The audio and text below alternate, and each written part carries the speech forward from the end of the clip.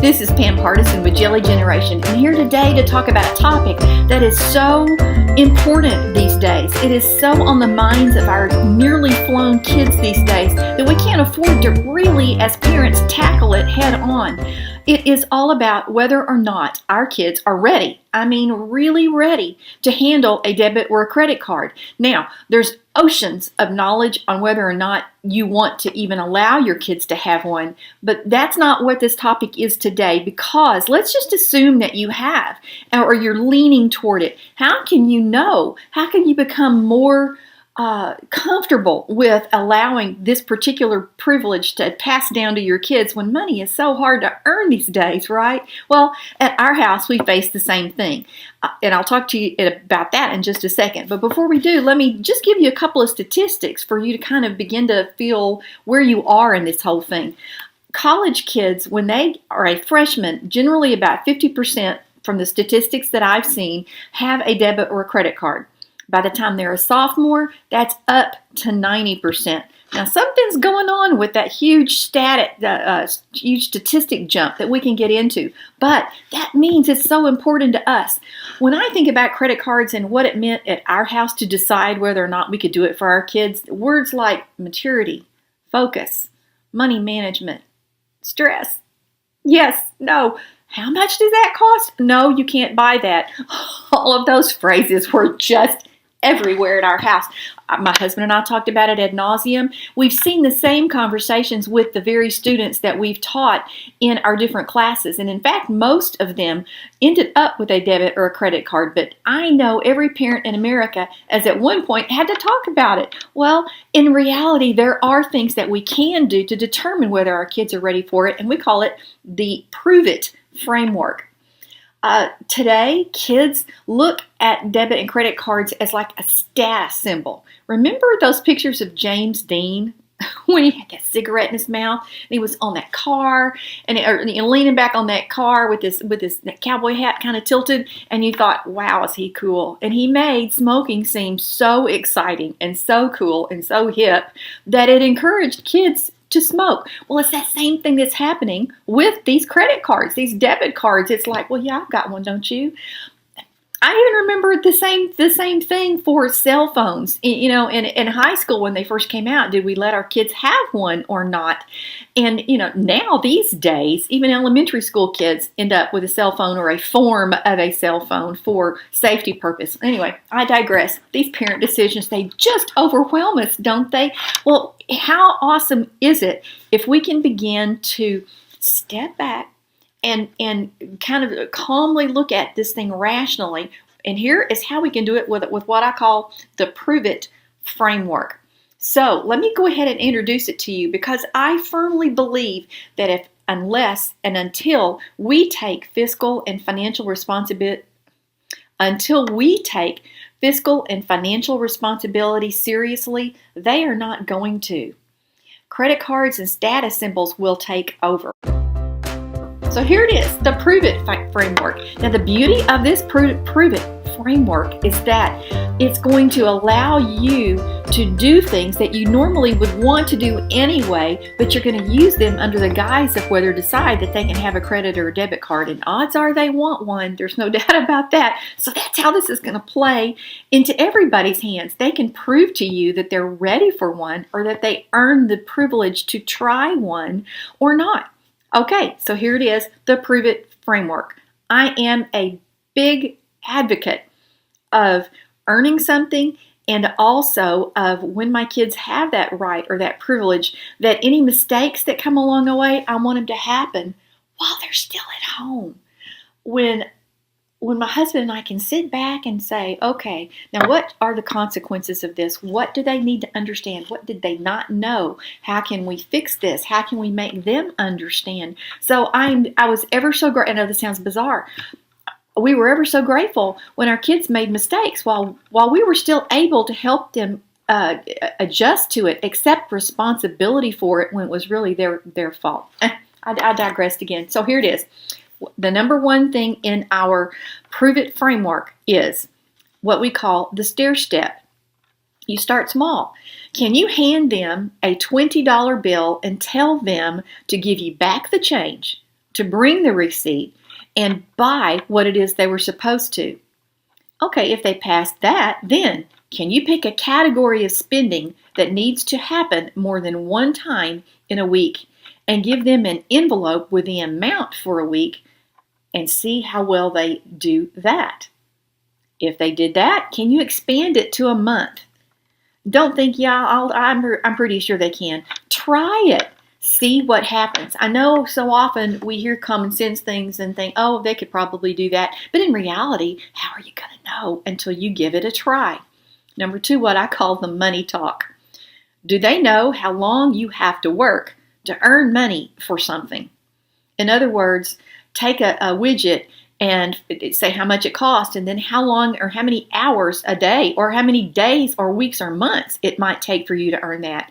If they have a part-time job, can they tell you how long they would have to work to earn that money? Oh my gosh, there is nothing more sobering than to think about the answer to that one. And if they are earning money, they can understand it too. Ask them to convert it based on their salary. It'll take a long time. They'll be shocked at how many hours they have to spend to earn something. And I dare say that will also convince them not to buy as many things. Okay, here's a biggie within our number 2 money talk. Are they ready? Are they ready to begin creating their own spending plan? Well, I hope so, because that's what this is all about. And if they are not ready to do that, and you haven't yet had a chance to encourage them to do that, this is your chance to roll that in right here and get that spending plan started. You don't have to start complicated and make it this big blown huge financial spreadsheet that lasts 6 years to sundown. No. You can start simple, but it's all a mentality on passing control to them that they're going to have to learn how to do anyway. Number 3, the contract talk. Oh my goodness. Do you remember the first time? Yeah, the very first time that you saw a contract for a debit or a credit card? Oh my goodness. It's as if someone handed you a Webster's dictionary and said, okay, you're responsible for it.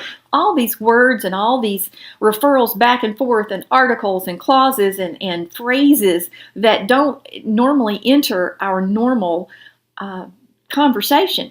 Think about what our kids are. When they are involved in this, it's a contract. Okay, here's what big one. Do your kids understand that a debit or credit card is a contract? And don't forget, as we pointed out earlier, they cannot have a credit card until they're at least 18. Now, there are some dissenting things on how they can still end up with one. For instance, if you want them to be on your card and allow them to have the authorization to spend, and again, that's what we chose to do at our house. But until they're 18, they cannot have one on their own. And even then, you still have to prove whether you can own one based on whether you can handle it, the payments, that kind of thing. Anyway, there's lots of pros and cons on this point, and there are crucial bits of information that these contracts have that your child, your nearly flown, your beloved, your precious one that drives you crazy half the time needs to know. And here's the phrase that my dad used on me all the time, and it drove me nuts, and I don't want it to drive y'all nuts either, but we know it's true. When all else fails, read the directions. And there's no doubt about it, that contract is chock full of directions. Number 4, here's a parent bonus, because gosh, we're all in it right together. Okay, as we've said, these credit cards are a status symbol. What not and what to do with a credit card, and it's an opportunity to make the focus to earn one even broader. Is there something that you want to roll into this and say, in order to prove to me that you can have a credit card and understand a credit or a debit card, I don't see it in your grades, for instance. Grades, maybe that's, and you know what? And you can make a big case that grades are crucial to whether or not you're allowed to have a debit or credit card. But are there things that you want to roll into this parent bonus to help you become more comfortable with giving them a debit or a credit card? The sky's on the limit on where you take this one, but your child's overall approach to life is huge. What an opportunity to encourage them in this manner. Well, there it is. If you think that your child has passed all of the things that we've talked about and any of the other life indicators to let you know that you're comfortable or they're comfortable with a credit card or a debit card, then maybe it's the right decision at your house. It was for us, but understand there are many reasons why a debit or credit card might not be the best thing for your child. But the beauty of this is you have shown them by demonstration all the huge, critical, important responsibilities of having that credit or that debit card by the things that you walked through with them so that they could earn it. And that is just, it's worth gold. I use that phrase a lot because, golly, we look for gold with our kids, don't we? Okay, go back to my story about what happens when kids in college, freshman and sophomore year, that big jump when they start.